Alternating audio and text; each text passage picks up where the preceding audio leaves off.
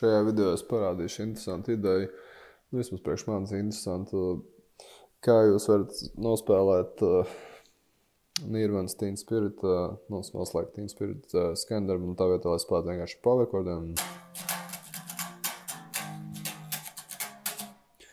Tad pielikt klāt septakordus. Doma jau vienkārši pirmais jums darāt nospēlēt ar powerchordiem, tur ir 4 powerchordi no 1. līdz 6. stīgā, 2 reizes. 2 sitienus. Tad 2 sitienus jūs pārceļat šo powerchordu uz sākot no 5. stīgas, no si-bemola. Tad 2 sitieni no 6. stīgas, no 4. līdz la-bemola. Un tad pārceļat uz re-bemola. Tad vienkāršākais variants, kā šo dziesmu spēlēt, būtu pieņemsim.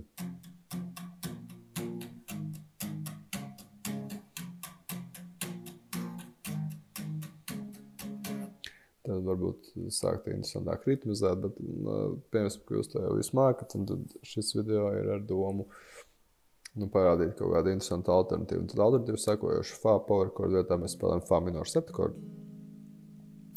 Si-bemola powerchordu vietā mēs spēlējam si-bemola minoru septakordu. La-bemola powerchordu vietā la-bemola mažoru septakordu. Un re-bemola powerchordu vietā mēs spēlējam re-bemola mažoru septakordu. Un es parādīšu 3 līmeņus, kā šo uzdevumu padarīt interesanti. Pirmais līmenis ir vienkārši 2 sitienus spēlēt katru no šiem septakordiem.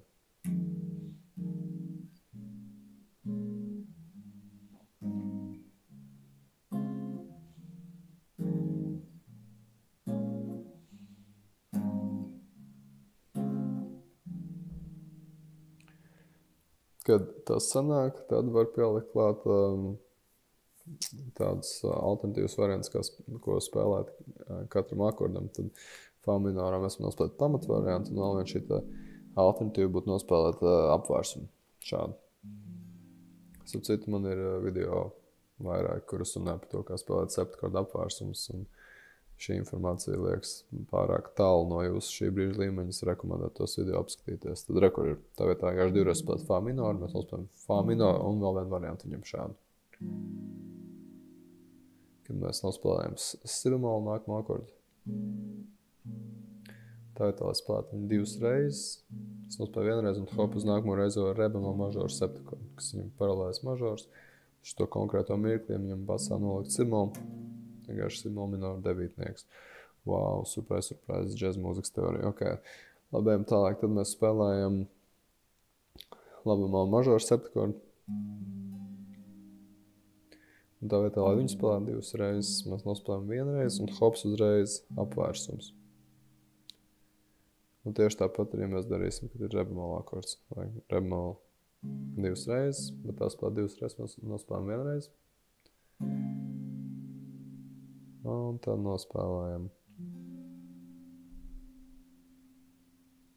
Vai varbūt jums nepatīk šāds apvērsums, un ir kvinta basā.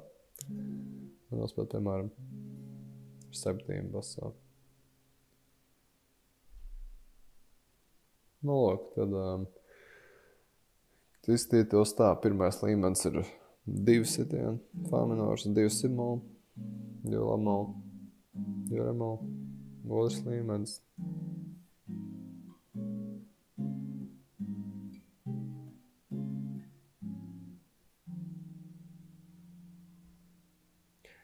Tas ir jātrenē. Jūs uzreiz nesnāk, tad no tā nevajag baidīties, tās formas ir jāmācās nomainīt, un tas ir treniņu uzdevums. Tad trešais līmenis var pielikt klāt walking bass, kad jums skan šis te fa akords, un viņš ir vēl 2 varat.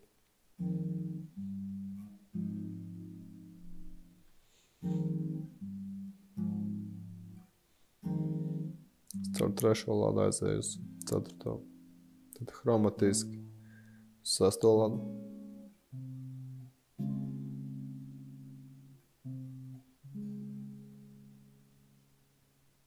Es nospēlēšu si-bemola minoru, caur 3. lādu aizēju uz šo te re-bemola māju 7, kas pret si-bemola ir vienkārši si-bemola minoru devītnieks.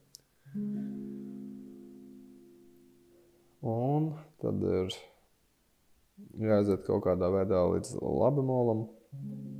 Walking bass arī var improvizēt, nav tā, ka tu iekal vienu variantu, tikai tā spēlēt, tad šajā variantā, kad, piemēram, es atnāku varbūt sev šo pašu notu atpakaļ uz Labimolu. Un no Labimola es varu arī pārēju šādi 4. lada, 6. lada un rekur apvērsums.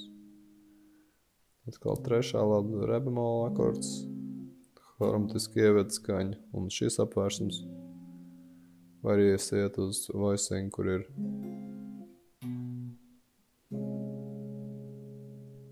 tad es no 7. pakābās, tad es arī viņā varētu, piemēram, harmoniski iet.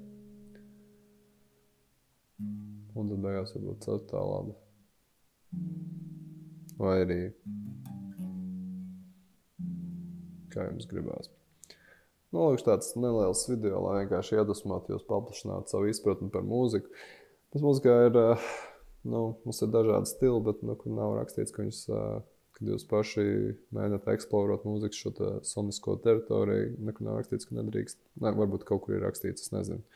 Bet, ka nedrīkst miksēt lietas kopā. Es varu miksēt, piemēram, džēza harmoniju ar rock mūzikas, teiksim tā, harmoniju, pastīties, kas notiek, jūs rock mūzikas šiem tā pamat powerchordiem uzliekat džēza harmoniju pa virsmu un tā. Un savā ziņā jau mums ir tie skaņdarbi, kas mums ir rock mūzikā, pieņemsim šīs skaņdarbs. Viņš jau grūti jau tā paredzēt nākotni, bet kādā ziņā varētu teikt, tas ir diezgan ikonisks skaņdarbs, kurš varētu tikt kādā mirklī varbūt nākotnē uztverts, varbūt negluži kā mēs uztveram, pieņemsim, klasisko mūziku no citiem laikmetiem, tur Mozart, Bachu un tā tālāk.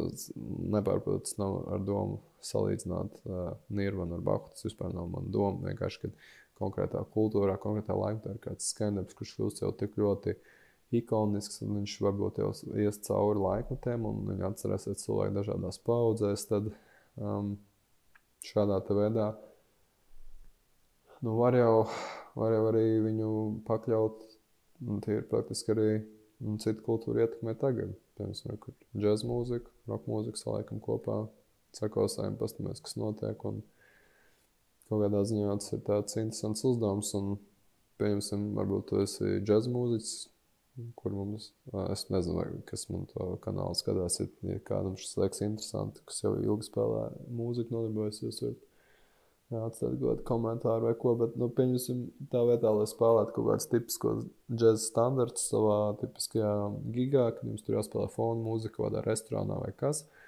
iespēlēt šādu te, pa vidu sākat improvizēt, tas ir džez, bet tajā pašā laikā tas, nav visi tie paši standarti, kurus vispārējie spēlē un tā tālāk. Nepārprot, tas nav tāds kā pārmetums tiem visiem standartiem kā tādiem. Tas vienkārši dabūt šī ideja iedvesmos uz mazliet pastiept šīs te robežas. Jums kādu komentāru varat atstāt un tā, un jā, šeit arī es noslēdzu savu video. Bye, bye.